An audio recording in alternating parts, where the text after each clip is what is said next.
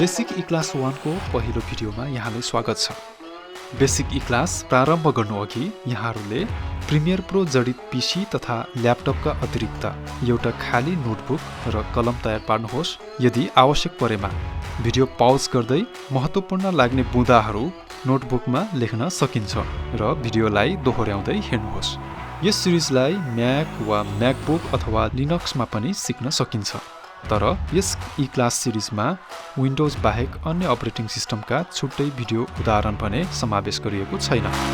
तापनि केही सेटिङ बाहेक ज्यादातर उदाहरण एकै किसिमका हुनेछन्। अब यस भिडियोको डिस्क्रिप्सनमा दिएको डाउनलोड लिङ्कमा क्लिक गरी सो फाइललाई तपाईको अपरेटिङ सिस्टममा डाउनलोड गर्नुहोस्। यति भए लगत्तै हामी eClass प्रारम्भ गर्छौं। Adobe Premiere Pro इन्स्टल भइसकेपछि सफ्टवेयरलाई खोल्न सिधै डेस्कटपमा रहेको आइकनमा थिच्न सकिन्छ अथवा स्टार्ट मेनुमा गएर प्रोग्राम लिस्टदेखि खोल्न सकिन्छ वा सर्च बक्समा टाइप गरी खोज्न र खोल्न सकिन्छ अथवा टास्क बारमा पिन गरी सिधै टास्क बारदेखि नै खोल्न पनि सकिन्छ।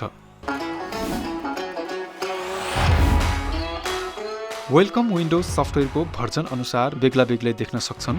मेरो यो प्रिमियर प्रो वर्ष 2020 को संश्लेषण हो। यसको भर्जन 14.5.0 रहेको छ। जरुरी छैन कि तपाईसित पनि यही वा यो भन्दा नयाँ सफ्टवेयर होस्। न्यू प्रोजेक्ट अर्थात् नयाँ प्रोजेक्ट बनाउन हामीसित 4 वटा अप्सनहरू उपलब्ध छन्। 1. न्यू प्रोजेक्टमा थिच्ने। 2. क्रिएट न्यूमा थिच्ने। 3. फाइलमा जाने, न्यूमा जाने र प्रोजेक्टलाई थिच्ने वा 4. किबोर्डमा Ctrl Alt N एकसाथ थिच्ने। यदि म्याकमा हो भने कमान्ड Alt N एकसाथ थिच्नुपर्छ। त्यसपछि एउटा सानो विन्डो पपअप हुन्छ। नेम अर्थात् तपाईले काम गर्न थालेको प्रोजेक्टको नाम। लोकेसन अर्थात् सो प्रोजेक्ट रहने ड्राइभ वा फोल्डर। आउनुस् नेममा practice 1 टाइप गर्नुहोस्। लोकेसन बदल्न ब्राउजमा थिचौं। दिस पीसीमा गएर एउटा ड्राइभ भित्र प्रवेश गरौँ। म ड्राइभ डी मा जान्छु र एउटा नयाँ फोल्डर बनाउँछु। फोल्डरको नाम पनि practice 1 नै राखेर ओपन गर्नुस् र तलको सेलेक्ट फोल्डरमा थिचिदिनुस्। अब अन्य कुनै पनि सेटिङ नबदली सिधै ओके बटन थिचौं। यो सम्पूर्ण स्वरूपलाई वर्कस्पेस भनिन्छ, जहाँ काम गरिन्छ। यहाँ देखिने यी बक्सहरूलाई भने प्यानेल भनिन्छ। प्यानेललाई अनुकूलता अनुसार ठूलो वा सानो बनाउन सकिन्छ वा आवश्यक नपर्दा यो आइकनमा थिचेर क्लोज प्यानलमा थिच्दा प्यानल हट्छ। यदि आवश्यक परे वा वर्कस्पेसमा चाहेको प्यानल नदेखिएमा माथि अप्सन बारमा भएको विन्डोजमा गएर जुनसुकै पनि प्यानल सजिलै खोल्न सकिन्छ।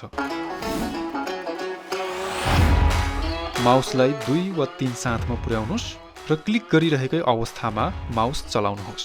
जस्तै माउसको ठाडो कर्सर दायाँ र बायाँ, तेर्सो कर्सर तल र माथि भने 4 कुने कर्सर चौतर्फी बढाउन वा घटाउन प्रयोग गरिन्छ। यो आइकनमा थिच्दा एकै स्थानमा भएका सबै प्यानल देखिन्छन्, जहाँबाट सजिलै चाहेको प्यानल प्रयोग गर्न सकिन्छ। प्यानललाई त्यसको सिरानमा समातेर अघि पछि सार्न पनि सकिन्छ। त्यति मात्र होइन, सबै प्यानललाई इच्छाए अनुसार आफ्नो अनुकूल स्थानमा सार्न वा मिलाउन पनि सजिलै सकिन्छ।